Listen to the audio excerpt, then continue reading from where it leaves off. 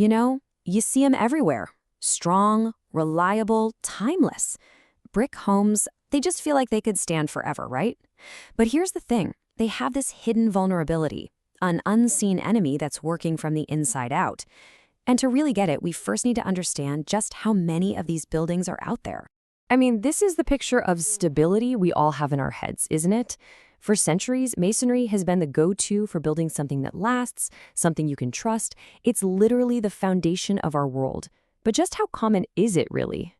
Okay, get this. In England, this number is, well, it's just staggering. Over 90% of all homes are built from masonry. Think about that. That means the vast majority of us live inside these walls, trusting them to keep us safe and dry. So if these structures are so common and so trusted, what's their kryptonite? What's the one thing that can chip away at all that strength over time? It's probably not what you're thinking. Yeah, the biggest threat, it's not fire. It's not some kind of brute force. It's something way, way more subtle. So what is it? It's water, plain and simple. Or, to get a little technical, moisture ingress.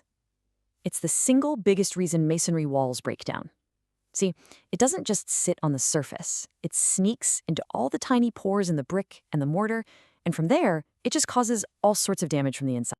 So how do you fight back against something like that?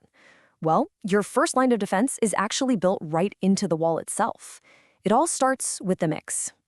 You know, we all kind of think of mortar as just the glue that holds the bricks together, but its job is way more complicated than that.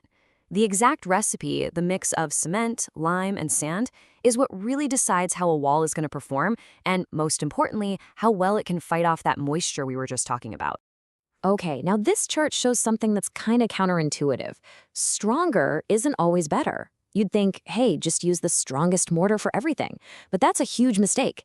That super strong Type M mortar, it's perfect for foundations that have to carry a massive load. But if you used it on, say, a softer, older interior wall, you could actually cause the bricks to crack. For that, you'd want the much softer Type O. It's all about matching the material to the mission. So at the end of the day, it's a technical choice. It's all about matching the mortar's properties to what the project actually needs. You get this right, and you've built your first and most critical line of defense right into the wall. But okay, even if you nail the mortar mix, your wall is still up against this crazy dynamic threat from the sky, and this is where the real fight begins. We're talking about something called wind-driven rain, or WDR for short. This is not your average gentle drizzle. This is rain being literally blasted sideways by strong winds, just hammering away at the face of a building. It forces moisture into every last crack and pore. It's a whole different level of attack. So how on earth do you study a force like that? Well, you build a storm machine, of course. This incredible setup at University College London can simulate years of brutal, wind-driven rain in just a few hours. It lets researchers see exactly how different walls hold up when they're pushed to the absolute limit. And what did they find? The results were, well, they were crystal clear. This chart shows a standard untreated wall just soaking up a ton of water. But then you look at the treated wall. Wow, it absorbs way, way less. The difference is just night and day. It proves we can actively shield our walls from this assault. And that brings us right to the second part of our defense plan, basically giving our walls a high-tech raincoat. It's about putting an external shield over that strong foundation we built. So modern waterproofing treatments really come in two main flavors. On one side, you've got what are called film formers, like acrylics.